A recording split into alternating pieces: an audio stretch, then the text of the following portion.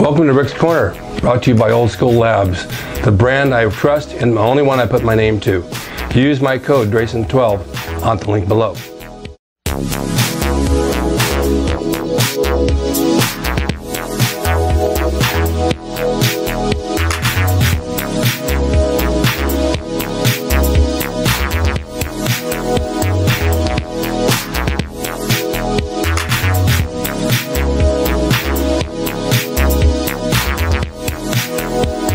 Welcome to Rick's Corner. The man, the myth, the legend. Now on with the show. All right, welcome to Rick's Corner. I have a guest today who is a hypnotherapist and a psychic and a very, very smart woman who's done stand-up, right? Absolutely. And acting?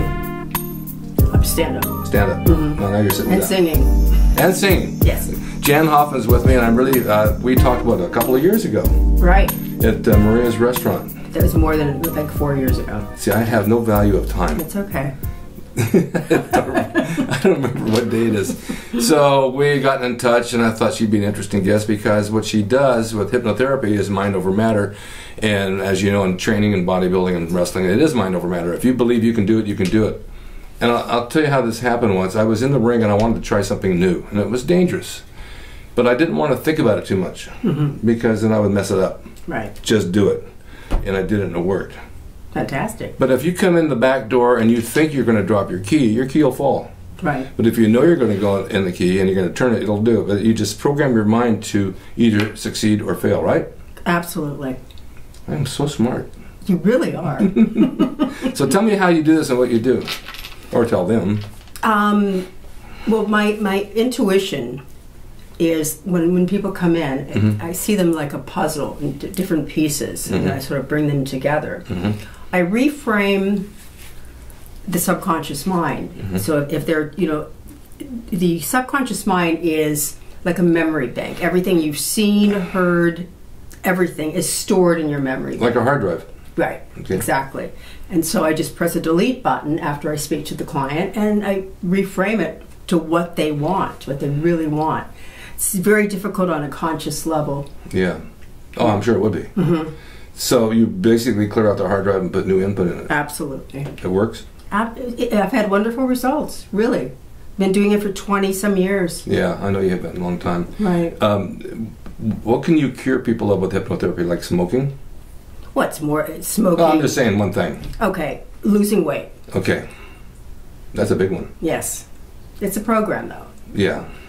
Because you may not be hungry, but you think you are. Absolutely. It's like nervous eating and things like that. Yeah. Right.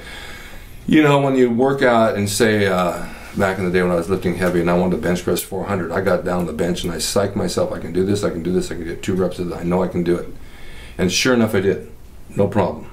If I were to go in the next day and do the 400 and my mind wasn't really in gear, I wouldn't even get close to it. The body didn't change. Right. The mind changed. Absolutely. Just like when people come in, I say to them, if you think this is going to work, it's going to work. But if you don't think it's going to work, it's not going to work.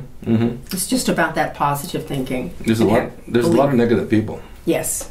Yes. I'm surrounded by them daily, usually, with all their problems. From this show, there's people who write me, and men 40, 50, 60, 70 years old that want to get back in shape, and how do you do it at your age? And I'm 92, by the way. And you look great. Can you help me with the program and a diet? And I try to line stuff up, and a year later, I'll get an email from a guy saying, "Wow, you changed my life. I feel like a new person. I lost 60 pounds. I'm getting back in shape." But he wanted to do it. Right, exactly. And that's the key to that. I get people that come out in the wrestling and want to train. They say they want to be a superstar champion, John Cena. I said, there's already a John Cena. You need to be you, and the best of you can be. Right. And you need to dress like a wrestler. You don't come in in sloppy jeans and a big T-shirt and tennis shoes, because then you're not in the mood to do what we do out here. You got to look the part. Absolutely. So if you look the part and feel the part, you'll do the part. Yes, but there is one challenge about this, though. Tell me. Okay, there might be one part, somebody that wants to stop smoking or something. They started smoking when they were 16 because it made them feel like they were part of a group, right? Oh yeah. And so I have to talk to both parts. The part that wants the sort of like rebellious adolescent, and the other part, that the adult that wants to change things. Yeah.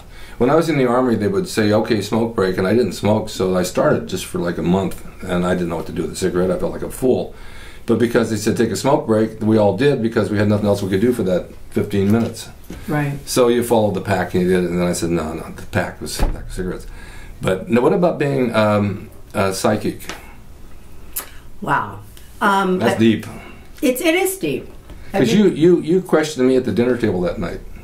I don't remember. Yes, you do. I do? Yes, Maybe you you have to do. hypnotize me to get me back there.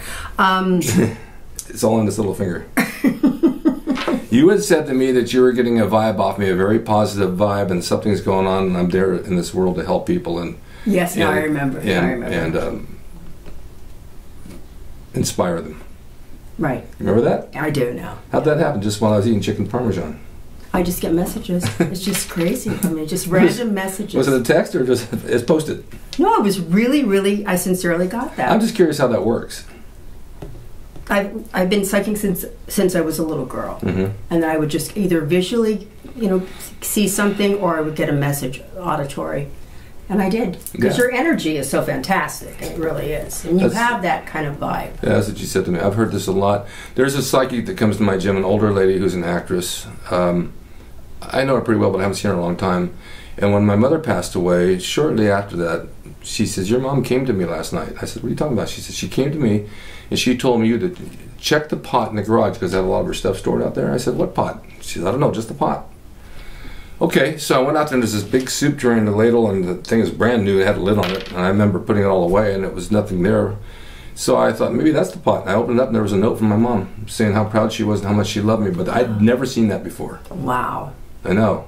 That's fabulous. But I mean, even with your work, I mean, your history, isn't there so much intuition involved in that? Yeah. There's a lot involved in it. When you do this show especially, and you try to know all facets of life and talk about things that are not just lifting weights, because it's a small part of what it is. Bodybuilding is more of an art form. Pro wrestling is definitely a science, it's theater in the round. Right. And it's not about beating people up, it's about telling a story from all four sides of the ring that the fans can understand what you're doing, the beginning, the middle, and the end. And you have to have all that. You just don't get out there and go boom, boom, boom, beat somebody up. Because it's not what it's about. And then I'm a people watcher. So I learn from watching people. I see their habits, and I see things they do, and I see trainers in the gym where they're doing everything wrong, and these people are paying them for that to train them to do stuff they shouldn't even be doing. It's dangerous. And I want to say something, but I don't want to overstep my boundaries. Go for it. I have a couple of times. I'll say, I can't understand somebody sitting on the floor doing presses with a barbell with their back all bent over. They're going to kill them. But I don't want to I don't want to intrude, you mean? Yeah, I don't want to put the trainer down for what he's doing. He thinks he's doing right. But I'll ask sometimes, why are you doing this? Oh, this does this to the core. I said, I've never heard the word core until the past few years. The core of your abs and your lower back. We just worked abs and lower back in the day. If that's our core. Our core is on the apple in it. So it is the basis of your body, but it's if you have a good foundation, then everything will build. And it's just like wrestling or if working out, being a bodybuilder. You have to have a foundation in the sport, like powerlifting is a foundation, because it brings your strength and brings everything up in your legs, and then you take it off from that and you sculpt it. So everything has a science to it, and diet's the biggest key. Right. It's the hardest thing. With nutrition, you mean, for people? Yes. Yeah. Yes. Yeah. Well, there's so much anxiety in the world.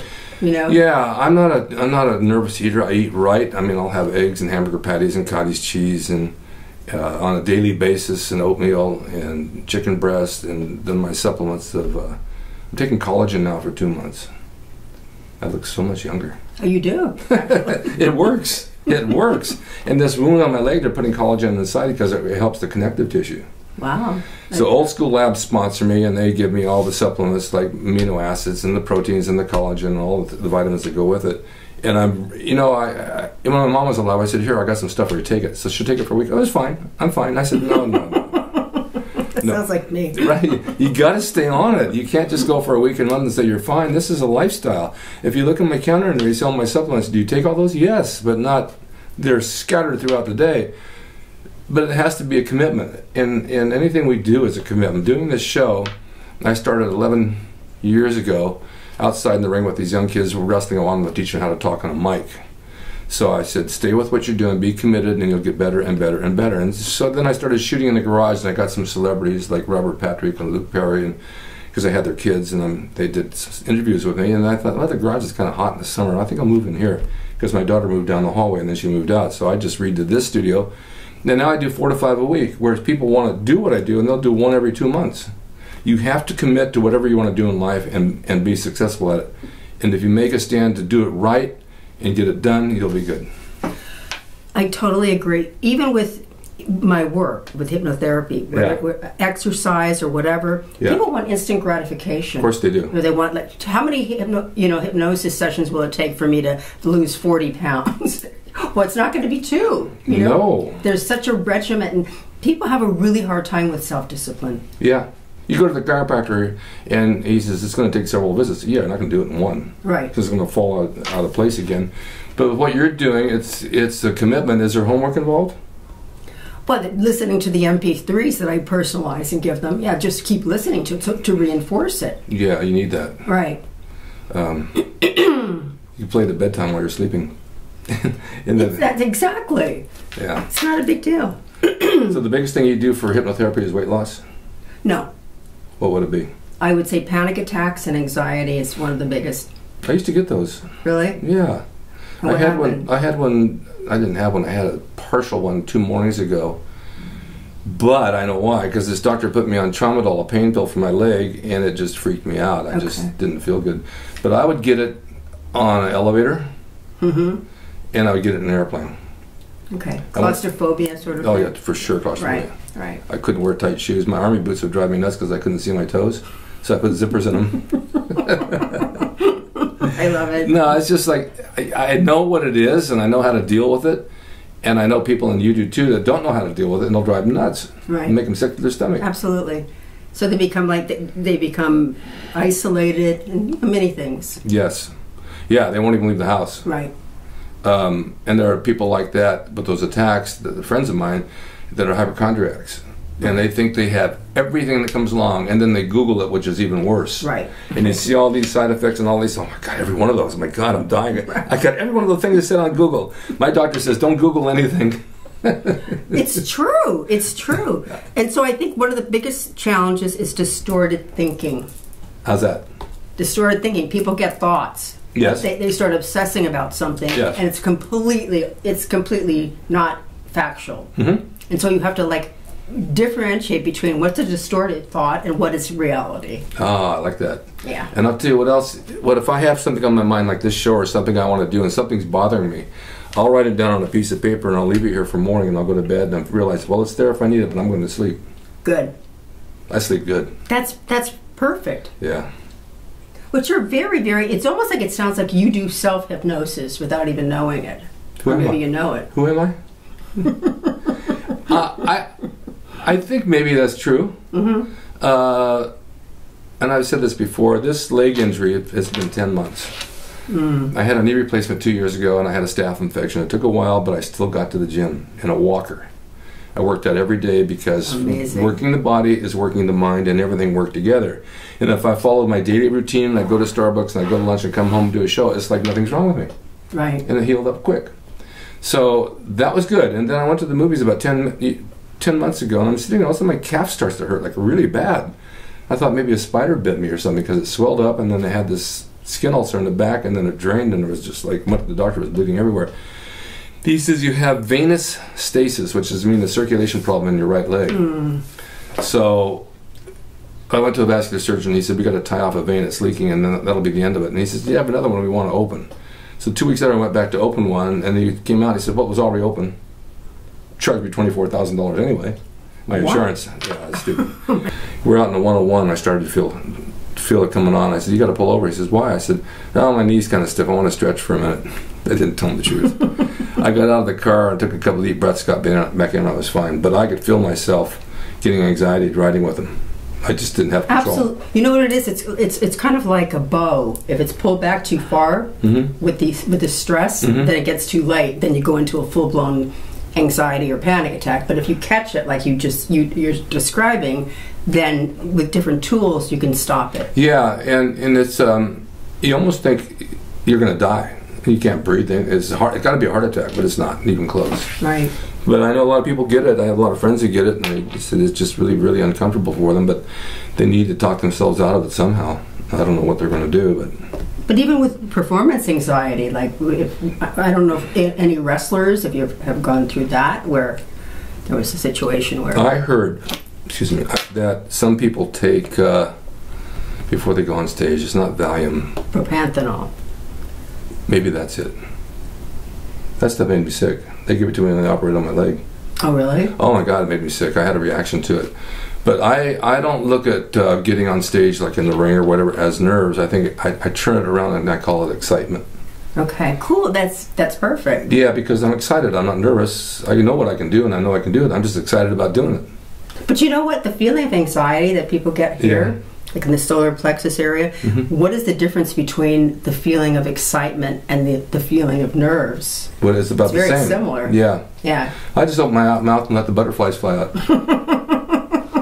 Remember the butterfly story you showed all over town? Those were mine. Okay. I love it. But do you have? Where's your office? I'm on Barham Boulevard. So if people want to reach you and they want to get your services and they want to work with you, what do they do? Look under Jann Hoffman, Jann, or Yes. Miracles of the Mind. Yes. I can give you the phone number. Or it's www.miraclesofthemind.com. Yeah, miraclesofthemind.com. I saw that. Right. Do you have a book out? Not yet. You gonna work on one? I'm supposed to.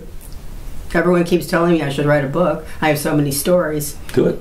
Yeah. Do it. Okay. Maybe you can hypnotize me. I already have, I think. Okay. Just by looking at me, you're in a different zone now. That's true.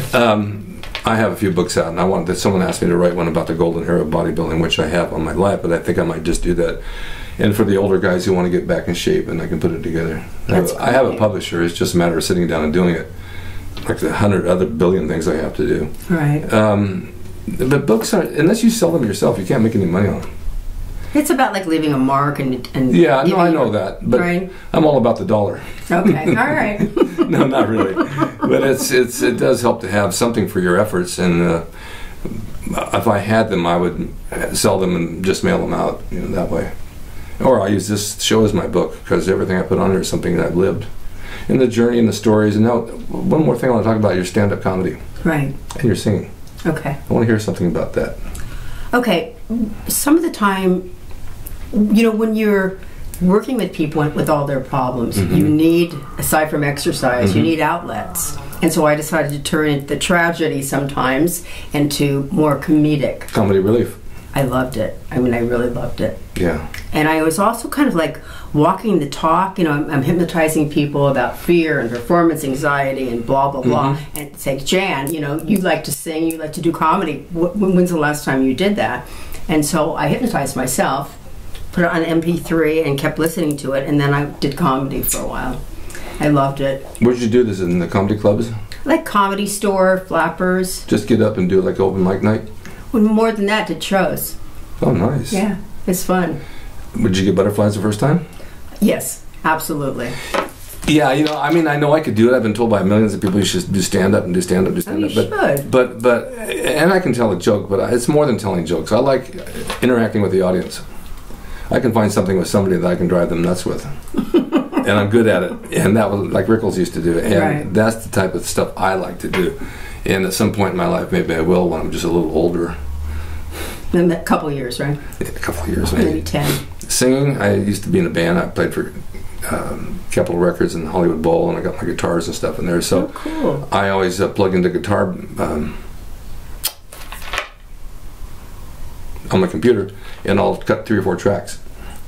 Because my kids are also doing the same thing. My oldest son writes music. He's in Tennessee, and my middle son is in Burbank at Benstown Music, and he composes for television and radio, and he does really good at it. I taught them, and now they superseded what I do. That's fun. I got to stay ahead with them. Right.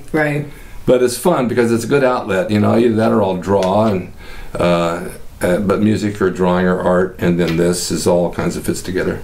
It's the release, yeah, absolutely. And bodybuilding just basically sculpting. That's my phone. It's my surgeon telling me he's got to take me back to the house. Yeah, it's over there. It's charging. Okay. I just think that you have to have different things to fall through. You can't do one all the time. And playing the guitar has always been a thing of mine since I was 13. So, and then when I tore that finger off, it wasn't that easy. And then I got a little carpal tunnel. So the numbness is weird. So I wear a thumb pick now, so the pick doesn't fly out and hit somebody in the front row. Oh, wow. But you know, it's all part of what we do, and the stand-up sounds like fun. Yeah, and singing. So maybe you could play guitar and I'll sing next time. We could do that. I can get my guitar out, no strings attached. Okay, there you go. Well, it's certainly a delight that you came by. And this is fun, and people need you. I'm going to have your service up there. They can call you and go in and make a new person out of them. Fantastic. Exchange the old hard drive for a new one. Got it. A couple of terabytes. All right. Thank you, Jan. Thank you, Rick. Thank you guys for watching, and stay tuned for more Rick's Corners. I'll have another one. Today is Thursday. I might give you the privilege of a monologue this weekend. So stay tuned for it. See you guys next time. Stay tuned for traffic and weather. Not really. Hope you enjoyed the video brought to you by Old School Labs. Use my discount code DRASIN12 on the link below at oldschoollabs.com. Hey everyone, now you can have the Gold's Gym logo drawn by me, the artist Rick Drasin, personalized and made out to you and signed by me to frame and put on your gym wall or wherever you see fit to do so. It's a piece of bodybuilding history. It will never be duplicated again. It's the largest selling icon t-shirt logo in the world, and I'm the guy that drew it, and I will draw it for you. Just go to my website, rickdrasin.com, and order there. You can pay through PayPal, and it'll be sent out right away. And be sure to watch Rick's Corner for all the videos on bodybuilding, nutrition, fitness, pro wrestling, and anything that suits your interest as far as getting physically fit and being the best you can be from the golden era of bodybuilding.